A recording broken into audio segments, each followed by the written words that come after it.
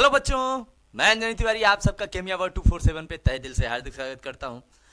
आप सब जैसा कि अभी तक पिछले जो वीडियो लेक्चर्स चले हैं हमारे, जिसमें हम लोगों ने आपसे बात कर लिया था कोऑर्डिनेशन कंपाउंड के कुछ बेसिक प्रॉपर्टीज़ के बारे में, और हम लोगों ने स्टार्ट किया हुआ है और इसे कंप्लीट प्रोसेस जो है उसके बारे में समझते हुए चल रहा है। तो अब हम लोगों ने जो लास्ट वीडियो था, जो लास्ट लेक्चर था, उसमें हम लोगों ने बात किया था कि बॉन्डिंग के बारे में। तो चलिए, बॉन्डिंग को समझने से पहले आज हम लोग कुछ कॉन्सेप्ट समझेंगे नेमिंग और हाइब्रिडाइजेशन से। तो चलिए सेशन को स्टार्ट करते हैं और टॉपिक कहाँ से चलते हैं, हाइब्रिडाइजेशन। तो हमारा जो सबसे पहला कंडीशन है वो क्या है, हाइब्रिडाइजेशन। और हाइब्रिडाइजेशन को आप कैसे निकालेंगे, कैसे समझेंगे, और ये बहुत ही इंपॉर्टेंट टॉपिक है जिसके बारे में आपको हमेशा बोर्ड एग्जाम में और साथ ही साथ कुछ ऐसे एग्जाम्स होते हैं जिनमें अच्छे से आपको इसे क्लेरिफाई करना होता है।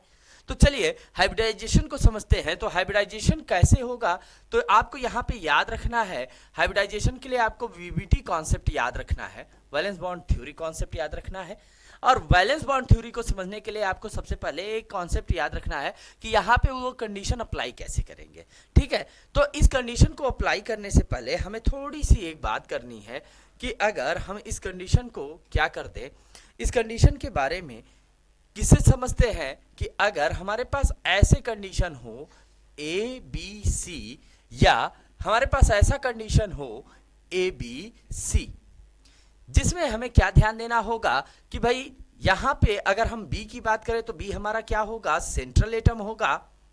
बी हमारा क्या होगा, सेंट्रल एटम। और सी हमारा क्या हो जाएगा, लिगेंड। अब यही कॉन्सेप्ट यहां पे बात करें तो ए हमारा क्या होगा, सेंट्रल एटम होगा, और बी यहां पे हमारा क्या हो जाएगा, लिगेंड। अब हमें जब हाइब्रिडाइजेशन निकालना है तो हाइब्रिडाइजेशन निकालने के लिए हमें क्या करना होगा। अब हाइब्रिडाइजेशन निकालने के लिए आपको कुछ रूल याद रखने हैं, कुछ कॉन्सेप्ट याद रखने हैं। अब वो रूल और कॉन्सेप्ट कैसे आपको याद रखने हैं, तो रूल के अकॉर्डिंग अगर हमको बात करना हो तो सबसे पहला काम हमें क्या करना होगा, नेचर ऑफ लिगेंड। किसके बारे में बात करना होगा, नेचर ऑफ लिगेंड। और जो लिगेंड का नेचर है, इसको समझने के लिए आपको एक बात समझनी होगी कि जो लिगेंड है इनके नेचर को हम लोग जनरली दो पार्ट्स में डिवाइड करेंगे। कितने पार्ट्स में डिवाइड करेंगे, दो पार्ट्स। पहला हमारा क्या होगा, वीक लिगेंड, और दूसरा हमारा क्या होगा, स्ट्रॉन्ग लिगेंड। क्या होगा, week ligand and strong ligand. अब वीक लिगेंड क्या होता है और स्ट्रॉन्ग लिगेंड क्या होता है, इसको समझना होगा। तो वीक लिगेंड किसे आप कहते हो, that ligand which does not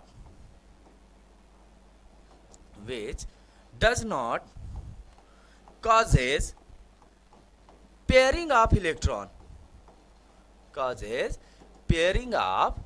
electron, यानी ऐसे लिगेंड जो क्या नहीं कॉज कराते पेयरिंग ऑफ इलेक्ट्रॉन, यानी जो इलेक्ट्रॉन है, किसके इलेक्ट्रॉन है, डी ऑर्बिटल के, सेंट्रल एटम के, उनको ये पेयर नहीं होने देता, जैसे है वैसे ही रखता है। और जब हम स्ट्रॉन्ग लिगेंड की बात करते हैं तो स्ट्रॉन्ग लिगेंड में हमें क्या ध्यान देना है कि जब हम स्ट्रॉन्ग लिगेंड की बात करते हैं तो ये क्या करते हैं, दे कॉजेज पेयरिंग ऑफ इलेक्ट्रॉन, यानी ये क्या कॉज करा देते हैं, पेयरिंग ऑफ इलेक्ट्रॉन। अब यहां पे आपको ये दो कॉन्सेप्ट याद रखने हैं। पहला कॉन्सेप्ट आपको किससे याद रखना है कि वीक लिगेंड है तो क्या कराएगा, और स्ट्रॉन्ग लिगेंड है तो क्या कराएगा। अगर वीक लिगेंड है तो ये क्या काज कराएगा कि भाई ये जो इलेक्ट्रॉन है इसको पेयर होने नहीं देगा, और जो स्ट्रॉन्ग लिगेंड है ये इलेक्ट्रॉन को क्या करा देगा, पेयर करा देगा। अब दूसरी बात आपको यहाँ पे क्या समझना है कि इसमें आपको जनरली क्या याद रखना है, हैलोजन। क्या याद रखना है, हैलोजन। और हैलोजन को हम लोग क्या कहते हैं, एक्स, और एक्स के प्लेस पे हम लोग क्या ले सकते हैं, fluorine, chlorine, bromine and iodine. और साथ में आपको क्या लेना है, हाइड्रोजन। क्या लेना है, हाइड्रोजन। साथ ही साथ अमोनिया, व्हेन अमोनिया लेना है, और इसके लिए एक एक्सेप्शनल कंडीशन है, when number of electron is less than 5। Less than 5। अगर नंबर ऑफ इलेक्ट्रॉन कितने से हो जाए, 5 से कम हो जाए, तब हम किसे लेते हैं, अमोनिया को लेते हैं। ये बात क्लियर। अब यहां पे आपको जब एग्जांपल समझना होगा तो रेस्ट ऑफ देम, आप सीधे से ये वर्ड यूज कर सकते हो, रेस्ट ऑफ देम। अब भाई इसके अतिरिक्त जो भी चीजें हैं उन्हें हम किसमें समझ लेते हैं, स्ट्रॉन्ग में। वाटर को इसमें आपको रखना है, वाटर किसमें रखना है आपको, वीक में। ये बात क्लियर हो गई। अब ये तो पहली बात हमने किया किसके लिए, नेचर ऑफ लिगेंड। इतनी बात क्लियर है आप सबको। अब चलते हैं दूसरे कॉन्सेप्ट पे। दूसरा कॉन्सेप्ट आपको यहां पे क्या देखना है, find the electronic configuration of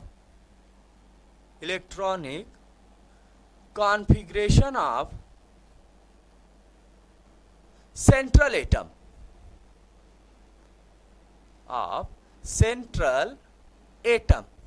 यानी जो सेंट्रल एटम होगा उस सेंट्रल एटम का हमें क्या फाइंड करना है, इलेक्ट्रॉनिक कॉन्फ़िगरेशन, जिसे हम क्या कहते हैं, इलेक्ट्रॉनिक कॉन्फ़िगरेशन में हम लोग जनरली किसको फॉलो करते हैं, अबाउ प्रिंसिपल को। या किसे फॉलो करते हैं, अबाउज प्रिंसिपल।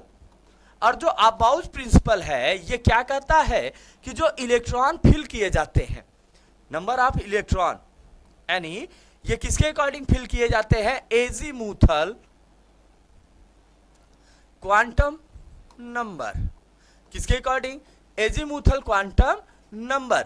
और एजीमुथल क्वांटम नंबर को हम लोग किससे डिनोट करते हैं, एल से। किससे डिनोट करते हैं, एल से। अब ये जो एजीमुथल क्वांटम नंबर होते हैं ये किस पे डिपेंडेंट होते हैं, सबसेल पर। किस पर डिपेंडेंट होते हैं, सबसेल। अब जैसे ही ये सबसेल की बात हो जाती है, आपको क्या ध्यान देना है, जैसे ही सबसेल की आप बात कर लेते हैं तो आपको यहां पे एक बात ध्यान देनी होती है कि जो सबसेल होते हैं ये कितने टाइप के होते हैं, 4 type, S, P, D and F. क्या होते हैं, एस, पी, डी, एफ। अब इनमें अगर बेटा आपसे कभी नंबर ऑफ इलेक्ट्रॉन की बात कर ले तो आपको एक फॉर्मूला लगाना होता है 4l-2। एन, एस के लिए 1, पी के लिए 2, डी के लिए 3 और एफ के लिए 4। ये वैल्यू लेना है आपको, इस वैल्यू को पुट कर देना है, 4 × 1 - 2, यहां से वैल्यू क्या आएगी, 2। यहाँ 4 × 2 - 2, 4 2 जा 8, 8 - 2, वैल्यू क्या आएगी, 6। यहाँ पर बेटा 4 × 3 - 2, 4 3 जा 12 - 2, 10। और यहाँ पे क्या आएगा, 4 × 4 - 2, 4 4 जा 16, 16 - 2 14। ये बात क्लियर हो गई। अब इसके अकॉर्डिंग आपको फिल करना है। अब इसके अकॉर्डिंग इन्होंने क्या कहा, एक कॉन्सेप्ट आपको यहाँ पे समझना होगा कि जब भी हम इलेक्ट्रॉनिक कॉन्फ़िगरेशन करते हैं तो हम लोग क्या करते हैं, हम लोग के, L L, M M, N N, इस बेसिक नेचर को समझते हैं। अब इसमें नंबर ऑफ इलेक्ट्रॉन आपको पता होगा कि कितने होते हैं, के में 2, एल में 8, एम में 18, एन में 32। अब इस अकॉर्डिंग आपको फिल करना है। और जब हम सबसेल के अकॉर्डिंग बात करते हैं तो यहाँ एस, यहाँ पर एस और पी, यहाँ एस पी, यहाँ पर एस पी डी, यहाँ पर भी एस पी डी, यहाँ एस पी डी एफ, यहाँ पर भी एस पी डी एफ। अब जब हम नंबरिंग करते हैं तो जहां से आपको फर्स्ट यस मिल जाए आपको वहां नंबर क्या दे देना है, 1। जहां से सेकंड मिले 2, 3, 4, 5, 6, 7। जहां से आपको पी मिलेगा आपको कौन सा नंबर देना है, 2। तो 3, 4, 5, 6, 7। और जहां डी मिले वहां 3, 4, 5, 6। और जहां एफ मिले वहां 4 और 5। अब इस कॉन्सेप्ट से आपको जैसे ही आप आगे करते हैं, आगे आपको समझना होता है तो आप बस इसे क्या करते हैं, एक रीअरेंजमेंट फॉर्म में लिखते हैं। और वो रीअरेंजमेंट फॉर्म क्या कहता है, S S, P S P S, D P S D P S, F D P S, F D P. अब इस फॉर्म में आपको क्या करना होता है, अरेंज करना होता है। और जो किसको रिप्रेजेंट करता है, एनर्जी लेवल को। किसको रिप्रेजेंट करता है, energy level.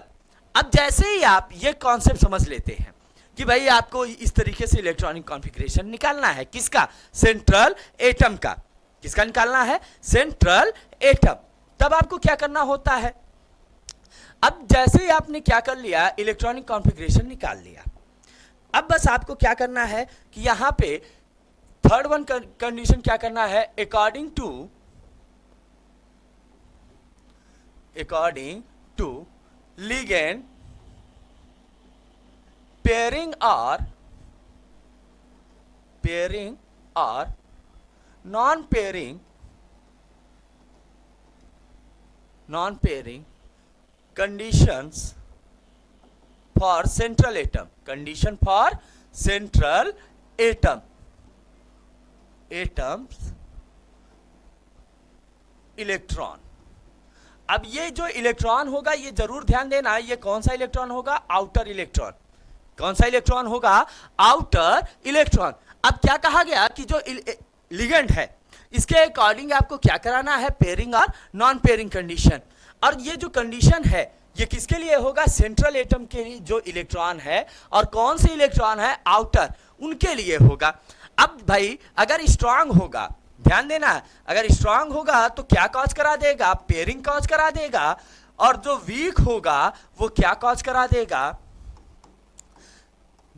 Non pairing condition. ये बात क्लियर हो गई। अब ये तो फोर्थ पॉइंट हो गया, और जैसे ही हम थर्ड पॉइंट कर लेते हैं तो हमें फोर्थ पॉइंट समझना होता है। फोर्थ पॉइंट में हमें क्या ध्यान देना है कि जब भाई हम क्या करते हैं, पेयरिंग अन पेयरिंग कर लेते हैं, then filling the lone pair electron in d orbitals. अब जो d ऑर्बिटल्स है इसमें हम लोग पेयर के अकॉर्डिंग इलेक्ट्रॉन को फिल करते हैं। ये बात क्लियर हो गई। अब एक चीज आपको यहां पे समझना है। क्या समझना है? आपको यहां पे एक कॉन्सेप्ट समझना है, कोऑर्डिनेशन नंबर, और बेटा क्या समझना है? दूसरा पॉइंट हाइब्रिडाइजेशन। यानी कोऑर्डिनेशन नंबर क्या होगा और उसका हाइब्रिडाइजेशन आप क्या निकालोगे। तो चलिए इसको समझने के लिए आपको क्या करना है, थोड़ा सा, अब मैंने लिख लिया कोऑर्डिनेशन नंबर 2, 3, 4, 5, 6। अब अगर कोऑर्डिनेशन नंबर 2 है तो हाइब्रिडाइजेशन क्या होगा? sp। कोऑर्डिनेशन नंबर 3 है तो क्या होगा? sp2। अब कैसे हो रहा है? तो आप देखिए 2 तो 1s 1p, यानी इसे ऐसे लिख सकते हो आप 1s प्लस 1p। जब हम कोऑर्डिनेशन नंबर 3 की बात कर रहे हैं तो क्या हो रहा है? 1s plus 2p। जैसे ही हम बात कर रहे हैं कोऑर्डिनेशन नंबर 4, तो कोऑर्डिनेशन नंबर 4 के लिए दो कंडीशन होता है। एक होता है sp3, दूसरा क्या होता है? dsp2। अब sp3 होने पे क्या होगा? 1s 3p। टोटल काउंट कीजिए, 1 and 3 4। अब यहां से क्या होगा? 1d 1s and 2p। अब यहां से काउंट कीजिए, 1 and 1 2 and 2 4। ऐसे ही जब आप कोऑर्डिनेशन नंबर 5 की बात करते हैं तो यहां भी दो कंडीशन, एक आपको क्या ध्यान देना है? sp3d, और दूसरा क्या याद रखना है? dsp3। अब जैसे ही आप ये करते हैं तो यहां पे आपको क्या ध्यान देना है? 1s 3p 1d। और जब इसमें देखते हैं तो 1d 1s 3p। अब ऐसे ही जैसे ही 6 की बात करते हैं तो 6 में भी दो कंडीशन, sp3 d2 और d2 sp3। अब जब ऐसी कंडीशन है तो इसमें क्या होगा? 1s 3p प्लस 2d, और यहां पे 2d 1s 3p। अब ये जो हाइब्रिडाइजेशन है ये किसके अकॉर्डिंग आएगा? फिलिंग ऑफ इलेक्ट्रॉन के अकॉर्डिंग। और ये फिलिंग ऑफ इलेक्ट्रॉन किसका इलेक्ट्रॉन होगा? Loan pair electron. कौन सा इलेक्ट्रॉन होगा? Loan pair electron. अब बात करते हैं कि ये इलेक्ट्रॉन को हम निकालेंगे कैसे, समझेंगे कैसे। तो अब यहां पे आपको क्या करना होगा? अब आपको वही कंडीशन फॉलो करना है हाइब्रिडाइजेशन का, और उससे आपको आसानी से ये कॉन्सेप्ट निकालना है। अब जैसे मान लीजिए मैंने क्या लिखा, K3 FeCN6। अब यहां पे आपको क्या ध्यान देना है कि जैसे ही आप ये कॉन्सेप्ट ले रहे हैं तो आपको यहां पे क्या देखना है कि भाई हमारा सेंट्रल एटम कौन सा है। तो हमारा यहां पे सेंट्रल एटम कौन है? Fe। लिगेंड हमारा क्या है बेटा? Cn। लिगेंड हमारा क्या है? Cn। अब यहाँ पे आपको ध्यान देना है कि भाई लिगेंड हमारा Cn मिल गया, सेंट्रल एटम हमारा Fe मिल गया। जो Cn है ये कैसा लिगेंड है? स्ट्रॉन्ग। कैसा लिगेंड है? Strong ligand. कैसा लिगेंड है? स्ट्रॉन्ग। अब जैसे ही स्ट्रॉन्ग लिगेंड है तो ये क्या कराएगा? पेयरिंग ऑफ इलेक्ट्रॉन कराएगा। अब ये बात भी मैंने बता दिया है कि अगर स्ट्रॉन्ग है तो ये क्या कराएगा? Pairing of electron.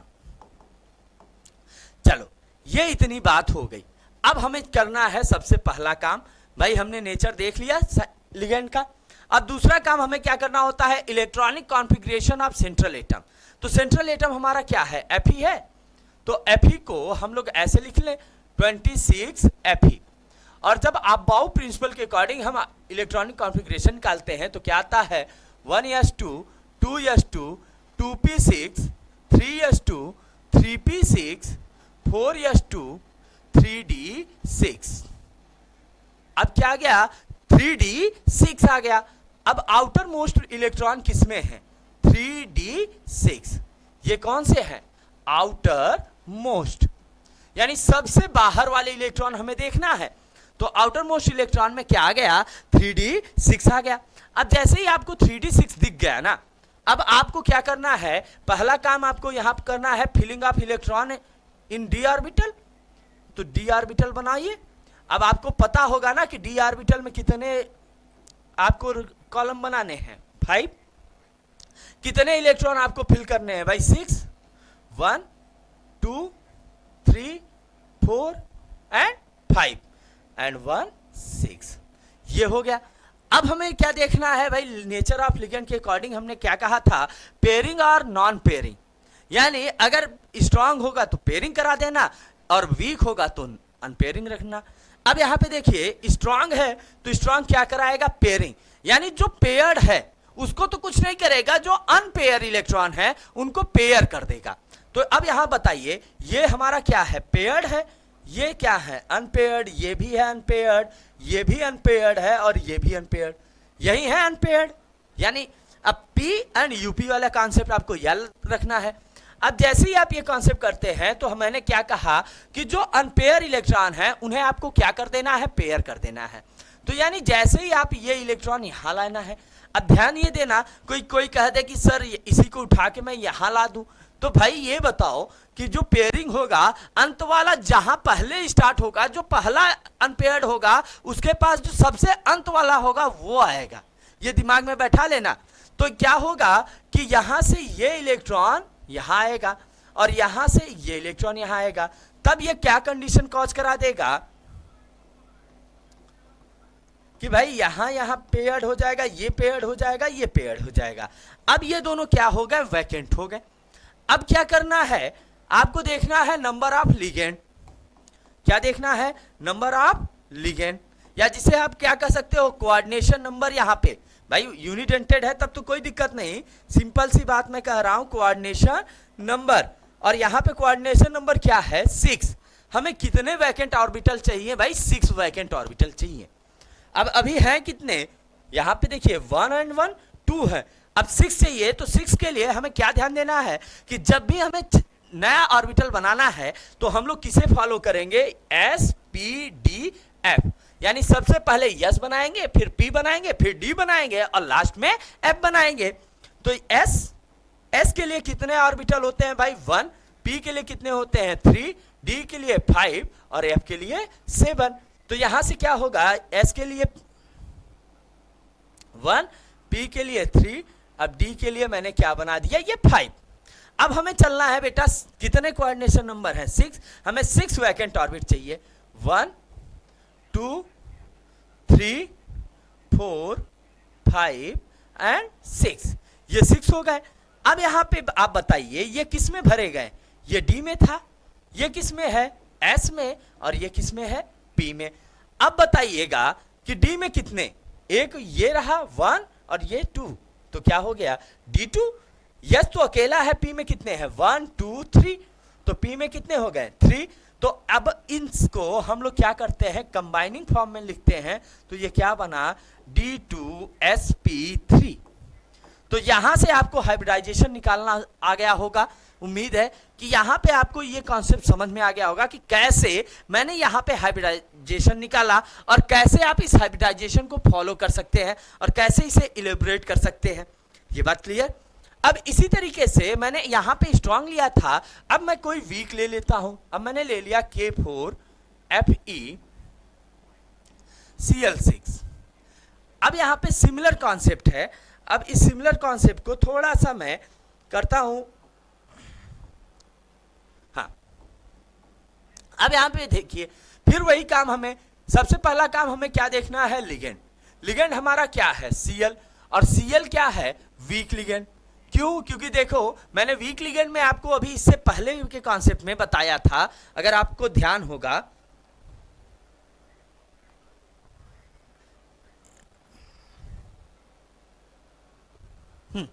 अब यहां पे आप देखिए मैंने वीक लिगेंड के लिए आपको क्या बताया था, हेलोजन बताया था, और हेलोजन में मैंने देखिए यहाँ पे Cl भी बताया है।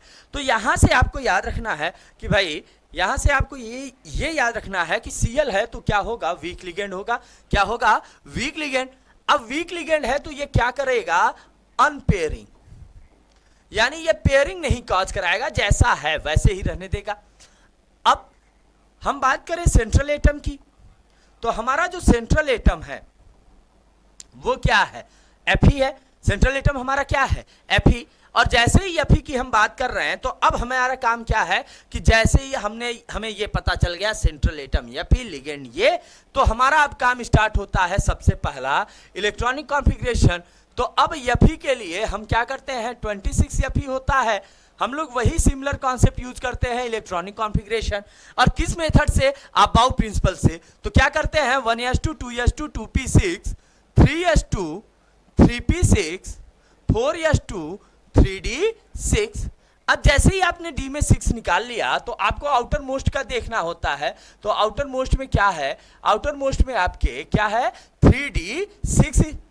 अब डी में कितने इलेक्ट्रॉन आपको फिल करने हैं, 6 इलेक्ट्रॉन, 1 2 3 4 5 6। अब ये तो 6 इलेक्ट्रॉन फिल हो गए। अब जो लिगेंड है इसका नेचर देखा तो वीक है तो वो ये क्या नहीं कराएगा, पेयरिंग नहीं कराएगा, यानी जो जैसे है वैसे ही बना रहेगा। अब अगला काम क्या होता है कि जो लिगेंड है इसके अकॉर्डिंग हम लोग क्या करते हैं, लोन पेयर फिल करते हैं। अब भाई जब पहले से ही कोई चीज भरा है, चाहे आधा ही भरा है तो उसमें कोई चीज नया आप रख सकते हैं क्या? अब भाई इसमें आगे तो हम नहीं रख सकते, तब हम लोग क्या करते हैं कि एक्सटर्नल कंडीशन फॉलो करते हैं।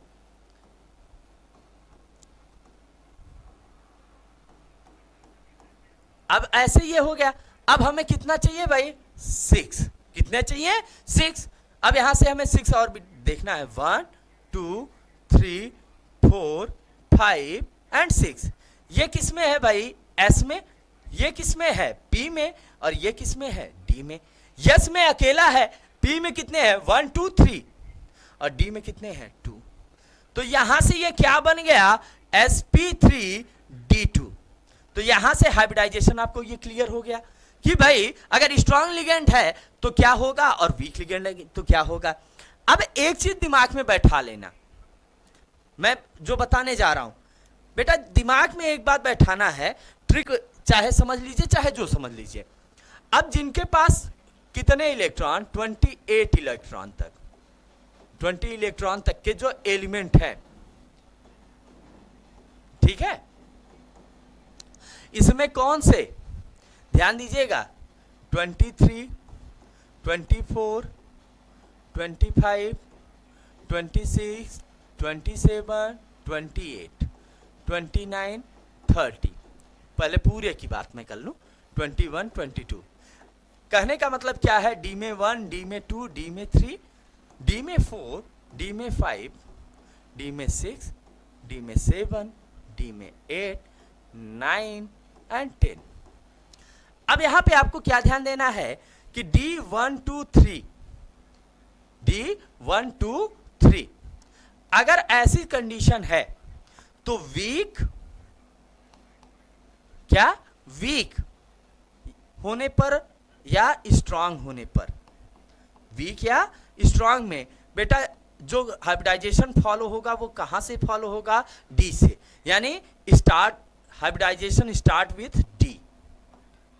Hybridisation starts with D. कहने का मतलब क्या है कि अगर ऐसी सिचुएशन है तो इनका हाइब्रिडाइजेशन DsP2, D2sp3, DsP3 ऐसे कंडीशन को फॉलो करेगा। जब हम D4 से D8 तक की बात करते हैं तब यहां पे आपको क्या ध्यान देना है? वीक होने पर sp या s कंडीशन और स्ट्रांग होने पर d। ये ध्यान देना है कि अगर ऐसी सिचुएशन है तो वीक है तो कहां से स्टार्ट होगा? Starts with s। और यहां पे किससे स्टार्ट होगा? Starts with d। तो कहने का मतलब है कि यहां पे क्या बनाएगा? जैसे मान लीजिए sp3, sp3d, sp3d2, ये कंडीशन। और जब हम इसकी बात करेंगे तो यहां पे क्या बनाएगा?